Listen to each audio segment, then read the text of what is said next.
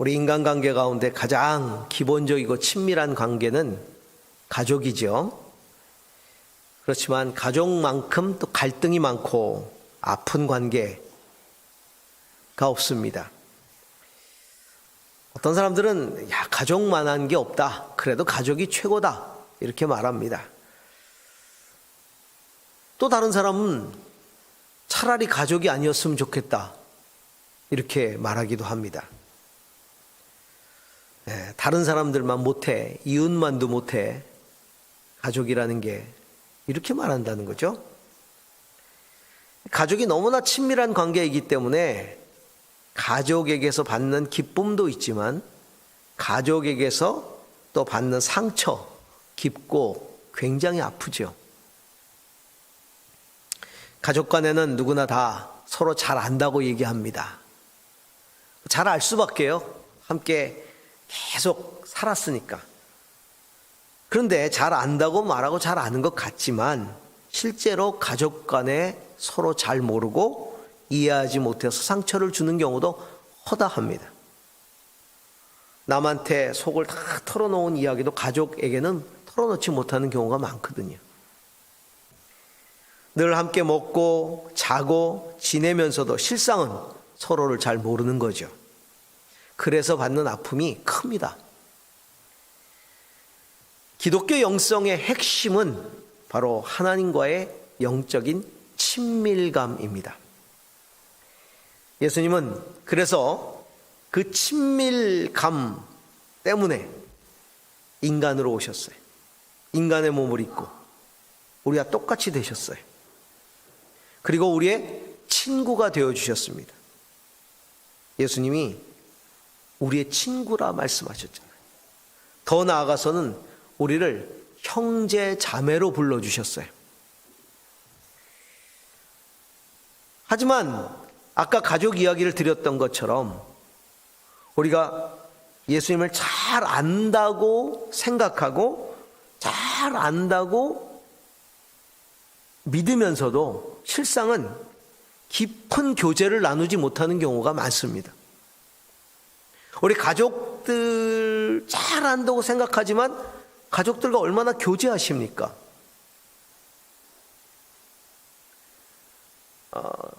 가장이 집에 들어오면 잘 얘기하던 가족들이 갑자기 자기 방으로 다 들어갑니다.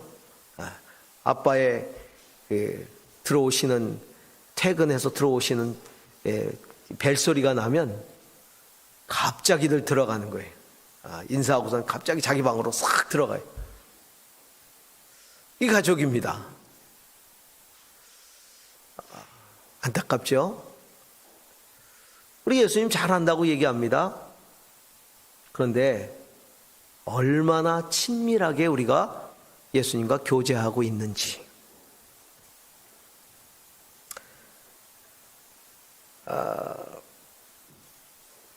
요즘 팬데믹으로 비대면 상황이 장기화되면서 내가 예수님과 멀어진 것은 아닌가 염려하는 성도들이 꽤 있어요.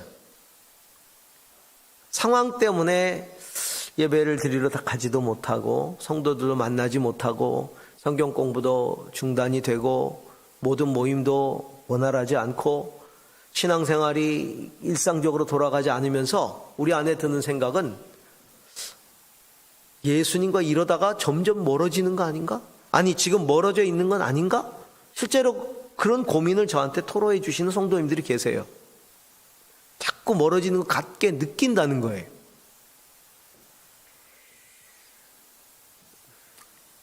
제가 대학 다니던 시절 어느 선배님이 계셨습니다. 그는 오랫동안 교회 다녔어요.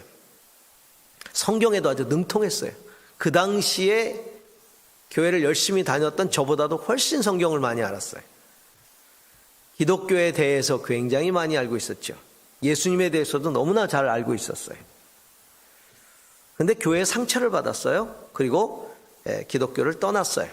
교회를 떠났어요. 교인들을 너무 싫어했어요. 저하고 많은 논쟁을 하곤 했습니다. 근데 안타까운 건 그분이 예수님에 대해서 너무나 많이 잘 알아요. 그런데 예수님과 영적 친밀감이 없어요. 친하지 않아요. 예수님에 대해서는 많은 지식을 갖고 있지만 실제로 예수님을 만나고 경험하고 친밀하게 교제하지는 않습니다. 지식은 있었지만 믿음이 없는 거예요. 주님이 이런 관계를 제일 가슴 아파하시는 겁니다. 그분에 대해서는 잘 아는 것처럼 말하고 행동하는데 실제로 그분을 알지 못하는 거예요. 그분에 대해서는 잘 안다고 생각하고 그분에 대한 이야기를 많이 하는데 실제로 그분을 알지는 못해요. 그분을 아는 것과 그분에 대해서 아는 건 다른 거예요. 주님이 제일 가슴 아파하는 관계가 그거예요. 예수님에 대해서는 많이 아는데 예수님을 모르는 거. 자, 오늘 예수님 우리에게 말씀을 통해서 누가 진짜 예수의 형제고 진짜 예수의 자매인지를, 진짜 예수의 어머니인지를 우리에게 이야기해 주고 계세요. 그게 예수님이 혈연 관계를 부정하는 게 아니에요. 이거 오해하시면 안 됩니다. 예수님이 혈연 관계를 부정하시는 게 아니라 예수님과 진정으로 친밀해지려면 예수님의 형제, 자매, 어머니, 진짜 가족처럼 예수님과 친밀해지려면 어떻게 해야 되냐를 그 내용으로 우리에게 교훈해 주고 계시는 것입니다. 예수님의 진정한 가족에 대한 가르침이죠. 우리 모두가 다 예수님과 정말로 친해지고 싶어 합니다. 어떻게 주님이 인정하시는 진짜 친밀한 가족이 될 수 있을까? 오늘 말씀이. 사랑하는 성도 여러분, 예수님과 친해지고 싶으시죠? 거리 두고 싶으세요? 적당히 거리를 두고 싶으세요? 친해지는 거 부담스러우세요? 우리 다 친해지고 싶어 합니다. 예수님 친해지고 싶어 합니다. 오늘 성경이 우리에게 그것을 가르쳐주고 있습니다. 어떻게 친해지는가? 어떻게 진짜 가족이 되는가를 이야기해주고 있습니다. 첫 번째, 예수님과 정말 친해지려면 예수님과 영적으로, 육체적으로가 아니라 영적으로 교감할 수 있는 친밀감이 형성되어야 한다는 겁니다. 자, 오늘 본문에 보니까 예수님을 만나러 온 가족들과의 관계 속에서 시작이 되고 있습니다. 예수님이 제자들하고 함께 있는데 그 예수의 어머니, 동생들이 찾아왔습니다. 가족들이 왜 예수님을 찾아왔을까요? 무엇 때문에? 많은 종교인들이 예수가 미쳤다고 이야기를 합니다. 가족들에게도 이야기합니다. 당신 아들이 미친 것 같아. 형이 미친 것 같아. 자제시키고 좀 붙들어. 그렇게 얘기를 한 거예요. 사람들이 예수를 미쳤다고 하니까 집으로 데려가기 위해서 온 거예요. 제자들이 예수님의 가족들이 예수님 만나러 왔다고 예수님에게 이야기를 하니까 예수님이 누가 진정한 내 가족인가를 이야기해 주고 계시는 장면이, 예수님의 형제들, 예수님의 어머니가 아는 예수는 누굴까요? 예수를 데리러 온 그 가족, 어머니가 알고 형제들이 알고 있는 가족들이 알고 있는 그 예수는 어떤 예수인가요? 인간 예수예요. 육체적 예수예요. 가족들,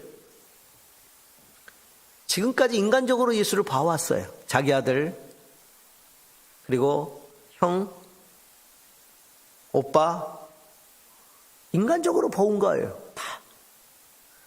함께 지내오면서 알고 있었던 육체적 관계에서의 예수죠.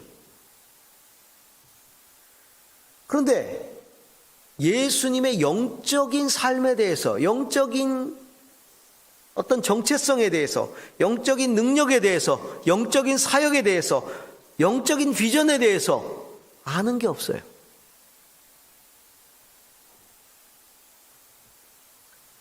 예수님은 당신의 진짜 가족이 누구냐? 이 육체적인 삶의 한계를 벗어나서 영적으로 예수를 아는 관계에 들어가야 진짜 가족이다 라고 말씀하고 있는 겁니다. 영적으로 알아야 된다는 겁니다. 인간 예수에 대한 도덕적인 지식, 인간 예수에 대한 기복적인 지식, 인간 예수에 대한 철학적 지식, 여기에 머무르지 말고 영적으로 알라 이거예요. 우리 모두가 예수를 안다고 말합니다. 예수에 대해서 안다고 말합니다. 그런데 그 예수를 판단할 때 자기 자신이 가지고 있는 인간적인 판단 기준을 가지고 예수를 바라보려고 한다는 것이죠. 그리고 판단한다는 거예요. 예수는 누구다? 예수는 이런 분이다. 심지어는 종교인들조차도 그렇게 한다는 겁니다. 근데 예수님을 바라보는 데 있어서 제일 중요한 시각이 있어요. 그것은 하나님의 시각이, 하나님의 뜻, 하나님의 눈으로 예수를 바라보는 거죠. 영적 사실을 바라보는 영적 시각이, 예수님에 대한 영적인 팩트를 바라보는 영적 시각이 있어야 한다는 겁니다. 영적으로 볼 수 있는 시각이 필요해요. 인간 예수가 아니라. 인간 예수로 바라보니까 4대 성인 중 하나예요. 인간 예수로 보니까 굉장한 도덕가예요. 인간 예수로 보니까 사람을 긍휼히 여겼던 그런 사랑이 많은 어떤 사람이었어요. 그건 인간의 시각으로 바라본 거예요. 영적인 시각으로 예수를 바라볼 수 있어야 되는 거죠. 예수님과 영적 관계가 형성되어야 한다. 인간적 관계가 아니라 영적 관계가 형성되어야 돼요. 자, 사도 바울, 그도 예수 그리스도를 영적으로 만나기 전에는 예수를 육체로 알았어요. 나사렛 저 촌구석의 목수의 아들, 그 제자들은 어부, 세리 같은 하류 인생들, 이단의 괴수로서 십자가에 처형된 인물, 그가 육체로 알았던 예수였어요. 근데 그는 영적으로 예수를 만나버렸어요. 다메섹 도상에서 부활하신 예수 그리스도를 만났어요. 그는 이렇게 고백합니다. 고린도후서 5장 16절에 이렇게 고백합니다. 그러므로 이제부터 우리는 아무도 육신의 잣대로 알려고 하지 않습니다. 전에는 우리가 육신의 잣대로 그리스도를 알았지만 이제는 그렇지 않습니다. 예수를 육신의 잣대로 알지 않는다는 거예요. 영적으로 안다는 거예요. 그러면 우리가 어떻게 해야 예수를 육신의 잣대가 아니라 영적으로 알 수 있을까요? 그것은 내가 영적으로 거듭나야 돼요. 내가 영적으로 다시 태어나야 돼요. 그래야 예수를 영적으로 보기 시작하는 거예요. 고린도후서 5장 17절에 누구든지 그리스도 안에 있으면 새로운 피조물이라. 그리스도 안에서 새로운 피조물로 거듭나야 되는 거예요. 자, 이전 것은 지나갔습니다. 보십시오. 새 것이 되었습니다. 새 것이 되었다. 새로운 피조물이 되었다. 이런 것은 영적으로 다시 태어나서 영적으로 예수와 친밀하게 되었다는 것을 의미합니다. 그 영적으로 다시 태어나려면 어떻게 해야 합니까? 갈라디아서 2장 20절에 사도 바울은 이렇게 이야기를 하죠. 나는 그리스도와 함께 십자가에 못 박혔습니다. 이제 살고 있는 것은 내가 아닙니다. 그리스도께서 내 안에 살고 계십니다. 내가 지금 육신 안에서 살고 있는 삶은 나를 사랑하셔서 나를 위하여 자기 몸을 내어주신 하나님의 아들을 믿는 믿음 안에서 사는 것입니다. 자, 내가 새로운 피조물로 거듭날 수 있는 것은 나를 위해서 자기 몸을 버리신 예수 그리스도 하나님의 아들을 믿는 믿음 안에서 사는 것. 이게 새로운 피조물의 삶인 것이죠. 이게 거듭남입니다. 믿음이야말로 가장 중요한 주님과의 영적 교감입니다. 내가 믿음으로 새로운 피조물이 되는 거예요. 새로 거듭나는 거예요. 그리스도와 함께 죽고 그리스도와 함께 살아나는 거예요. 그 믿음을 가진 자들만이 예수님을 영적으로 알게 되고 영적으로 교감하게 되는 것입니다. 예수님의 가족들의 가장 큰 문제가 뭡니까? 예수에 대한 영적 믿음이 없었다는 겁니다. 육신으로만 알았지. 육신으로만 알았지. 하나님의 아들 그리스도로 믿지 않았다는 거예요.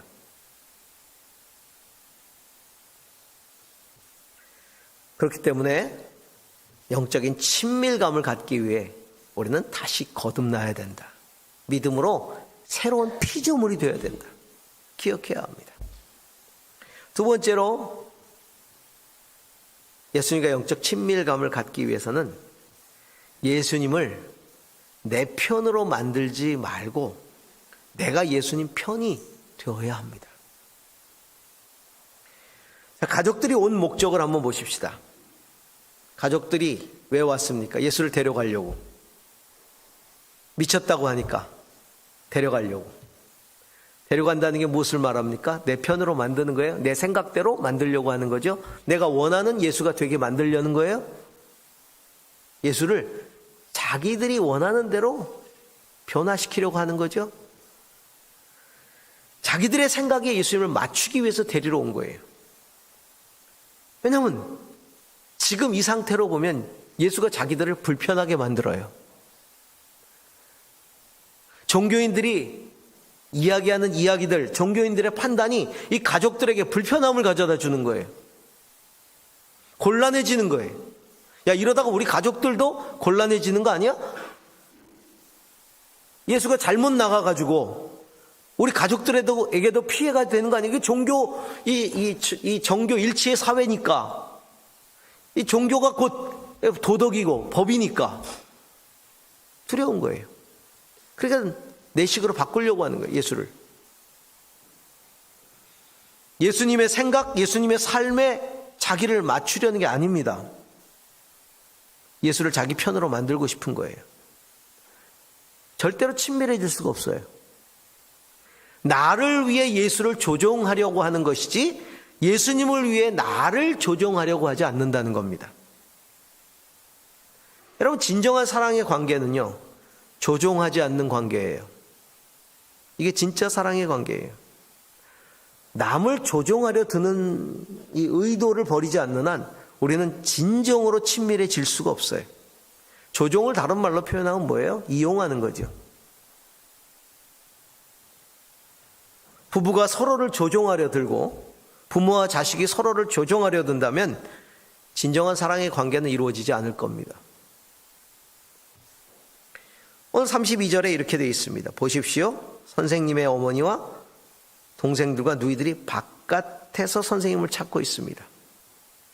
제가 이 말씀을 묵상하는데 단어 하나가 제게 다가와요.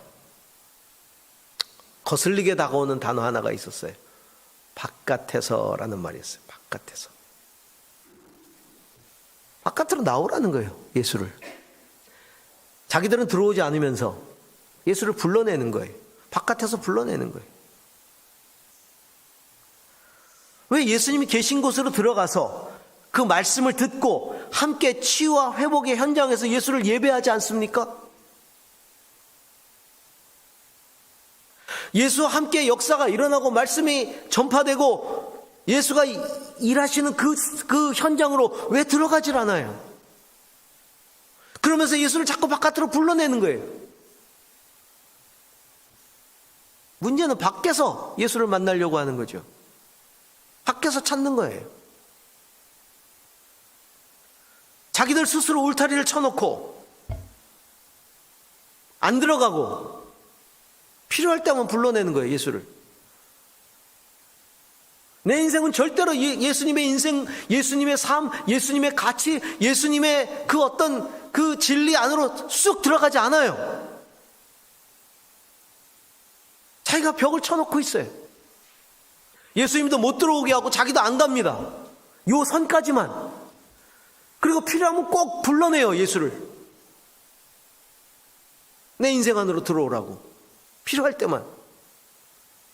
요청할 때만 들어오라는 거예요.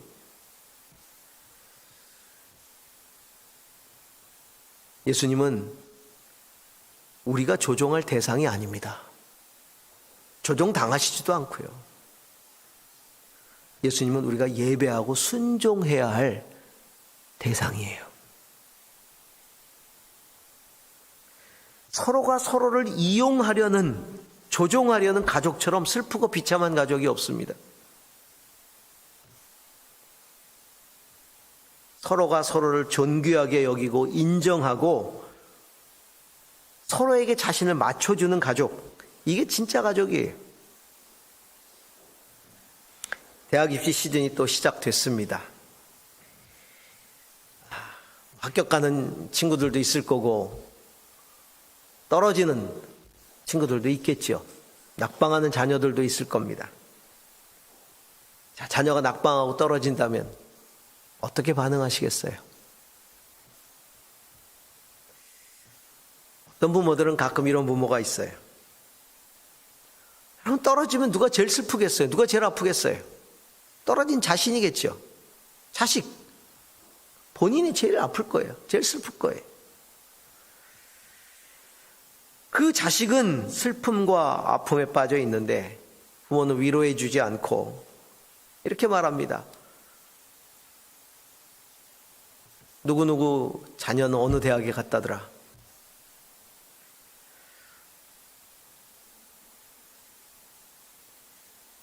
너 때문에 이제 내가 고개를 들지 못하게 생겼다. 도대체 공부를 어떻게 했길래 점수가 그 모양이냐. 이런 부모들이 있어요. 거기에 누구누구 자식 꼭 나와요. 그렇죠? 엄마가 아는, 아빠가 아는, 누구 집 아들은 어느 대학에 갔다, 점수가 얼마나 나왔다더라. 넌 뭐냐?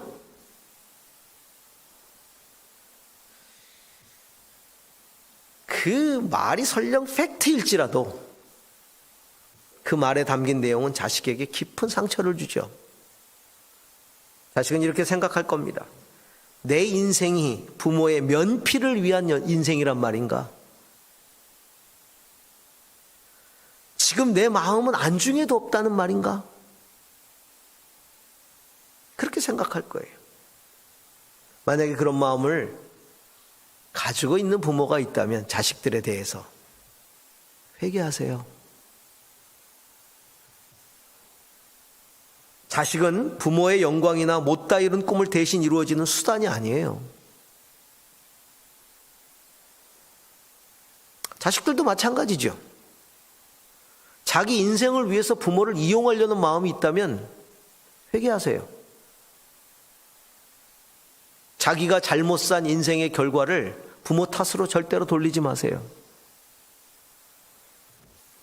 그런 자들은요, 잘된 건 다 자기가 잘나서 잘 됐다 그러고 안 된 거는 다 부모 탓이라고 이야기를 합니다.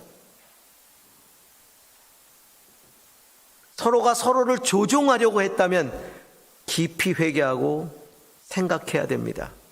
우리가 진정한 가족이 맞나? 진짜 가족 맞나? 진짜 부부 맞나? 진짜 부모와 자식이 맞나?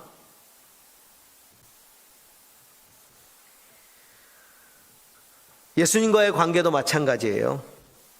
우리가 예수님을 조종하려는 마음을 내려놓고 진짜 예수님 신뢰하고 예배하려는 마음을 갖고 있지 않는 한 그 관계는 절대로 단 한 발자국도 깊이 나아갈 수가 없어요. 예수님 조종하는 마음 내려놔야 돼요. 자기가 쳐놓은 울타리 걷어버려야 돼요. 그리고 예수님께로 쑥 들어가야 돼요. 그 안으로 쑥 들어가야 돼요. 바깥으로 불러내지 말고 쑥 들어가세요. 내 생각으로 불러내지 마세요. 그분의 생각 속으로 들어가세요.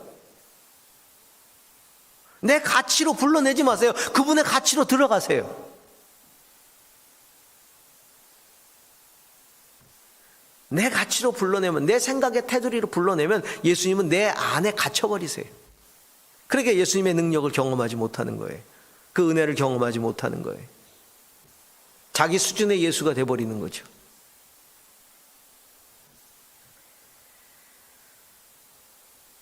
예수님의 십자가는 우리를 향한 주님의 마음을 보여주고 계세요. 예수님의 편이 되지 않은 사람들을 다 심판해 버려야 되는데 예수님은 그러시지 않으셨어요. 오히려 자기를 죽이셔서 우리 편이 되어 주셨어요. 그게 십자가예요. 자기 편 안 되는 사람 다 심판해 버리지 않고 오히려 자기를 죽여서 우리 편이 되어 주신 그 예수. 그 예수의 십자가의 도를 따르는 게 제자예요. 누구든지 나를 따르려거든 자기를 부인하고 자기 십자가를 지고 따르라. 십자가는 내가 그의 편이 되어주는 게 십자가입니다. 마지막으로 예수의 편이 되기 위해서는요, 예수님의 가치에 전적으로 동의하고 따라야 됩니다. 그래야 친해져요. 예수님이 오늘 성경이 이렇게 말하고 있어요. 주위에 둘러앉은 사람들을 둘러보시고, 자, 어머니가 왔습니다. 형제들이 왔습니다. 자매들이 왔습니다. 바깥에서 찾고 있습니다. 이 얘기를 하니까 예수님이 거기 둘러앉은 사람들을 둘러보셨다. 그러면서 보아라. 내 어머니와 내 형제들이다. 누가? 여기 둘러앉아 있는 사람이. 내 어머니와 내 형제들이다. 누구든지 하나님의 뜻을 행하는 사람이 곧 내 형제요, 내 자매다, 내 어머니다. 이렇게 말씀하세요. 예수님이 말씀하시는 진짜 예수의 가족은 예수를 안다고 하면서 문 밖으로 불러내는 혈육이 아니라 지금 예수 가까이서 말씀에 귀를 기울이고 순종을 다짐하는 자들이 진짜 내 가족이다 라는 말씀이죠.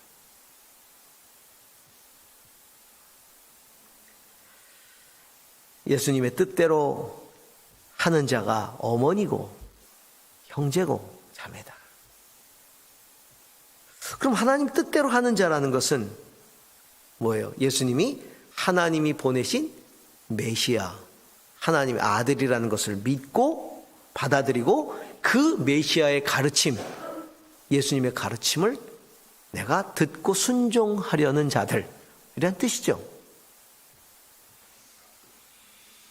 그러므로 우리가 진짜 예수를 믿고 진짜 예수님과 깊은 영적인 교제를 가족처럼 나누려면 예수님의 뜻을 알고 그분 뜻에 순종해야 되는 거예요.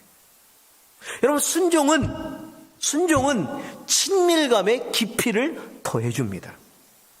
순종은 친밀감의 깊이를 더해줍니다. 그 친밀감을 더 깊게 해주는 그 순종은 신뢰로부터 나오는 겁니다. 신뢰하니까 순종하는 거예요. 여러분, 신뢰하지 않으면 순종하지 못하지요. 신뢰할 때 순종하게 되는 거예요. 순종은 신뢰함을 확신하게 해주고 그 신뢰가 친밀감을 더 깊게 만들어 주는 것입니다. 믿는다고 하면서 난 믿어요. 그러면서 순종하지 않는 건 신뢰하지 않는다는 거예요. 말만 믿는다는 거지. 진짜 믿으면 순종해야 됩니다. 아브라함은요, 순종을 통해 하나님과 더 친밀해졌어요. 이삭을 드렸던 순종, 그것은 신뢰에서부터 나온 거예요. 신뢰에서부터. 이삭을 죽였다 다시 살릴 줄을 믿었습니다. 신뢰했다는 거예요.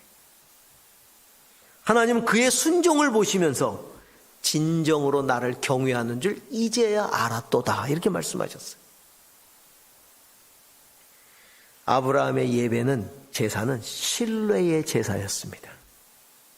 그가 순종한 건 신뢰함으로부터 나온 거예요.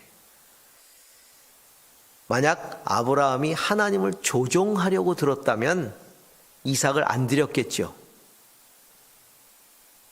그런데 너무나 단순하게 순종해 버렸어요. 그만큼 철저하게 신뢰했기 때문에. 그랬더니 하나님이 정말 하나님을 경외하는 줄 알고 더 깊이 아브라함을 끌어안으셨죠. 이제야 네가 진짜 나를 경외하는구나. 그 친밀감이 얼마나 깊어졌겠습니까? 이 경험은 아브라함과 하나님과의 굉장한 깊이의 친밀감을 형성하게 만든 거예요.